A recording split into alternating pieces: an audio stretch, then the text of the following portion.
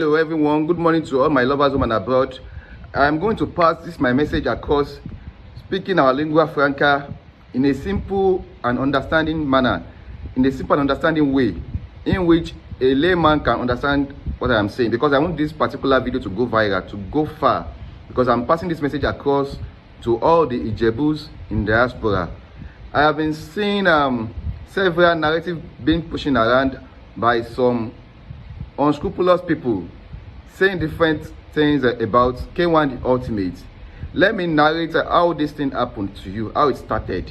From my own desk, I saw an editorial flying around the social media around few days ago, in which I put up another editorial from my platform debunking that particular editorial, that particular letter. I'll be showing you that letter on the screen now. As you can see what I wrote on that letter, I said I don't believe K1 the Ultimate, Wasiu Ayinde, wrote this letter, because this letter does not look well format. Because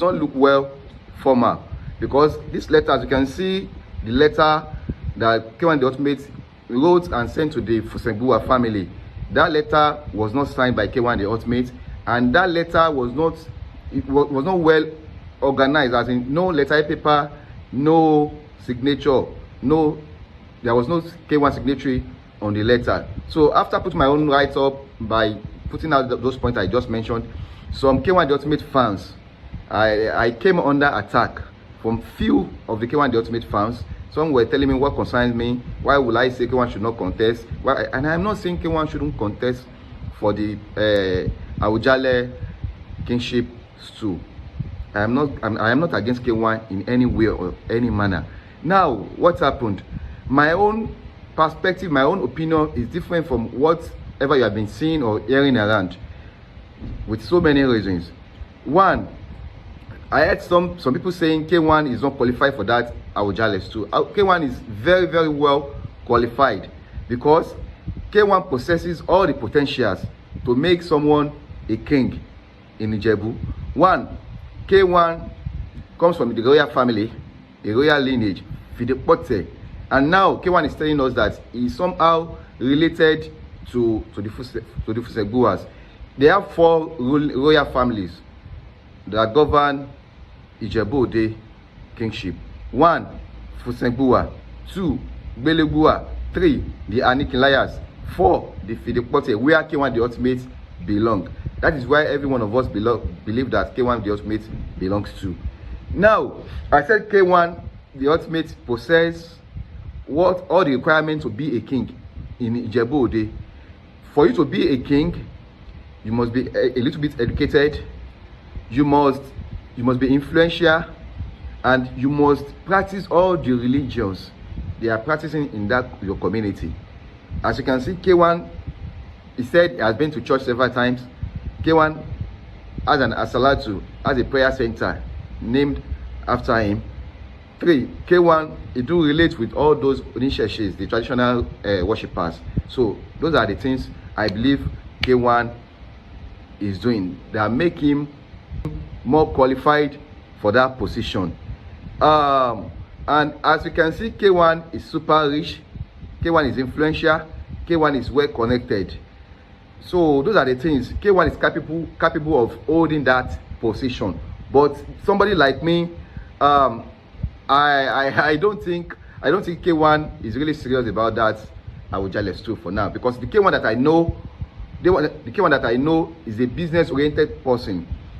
K1 in a week, at least K1 charge at least 15 million to 20 million per show, and K1 will go to shows for like 2 or 3 times in a week, approximately 45 to 50 million in a week. I am not adding up the money they will spray him on his shows. So how can K1 as at 68 going to 69 now decide to stay in one place and people will be bringing all this Ishakole or Somila and Bonli about to him? It can't work. It can't work. So K1 is still, I believe K1 is still very young and vibrant. To him, as you can see, K1 he performs like a younger person on stage. So I did being K1 is going to like 80 or something years now, I would say okay, K1 is ready. But to me, K1 is just catching cruise. K1 is just catching cruise with all those people.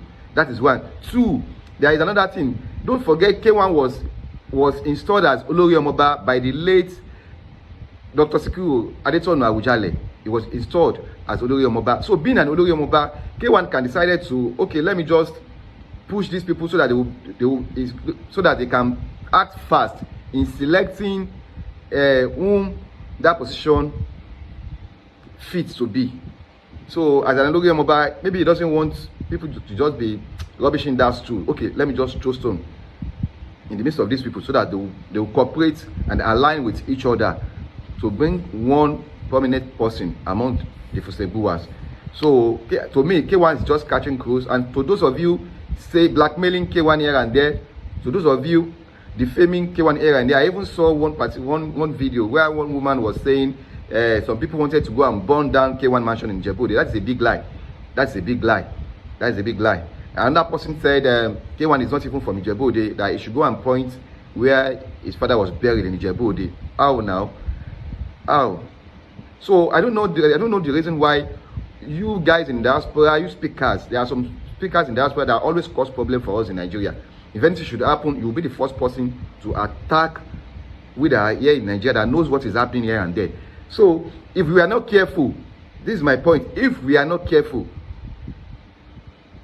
Awujale that will be installed in Ijebu-Ode maybe two, because there are some traditional titles that still need to be old, that still need to be picked.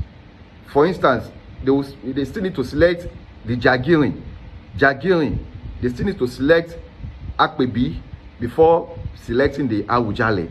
I hope you get my point. There are some traditional titles, there are some traditional chiefs. Those are the Afobajers that still need to be on ground before selecting the next Awujale. Akpebi is there, the Jagirin is there.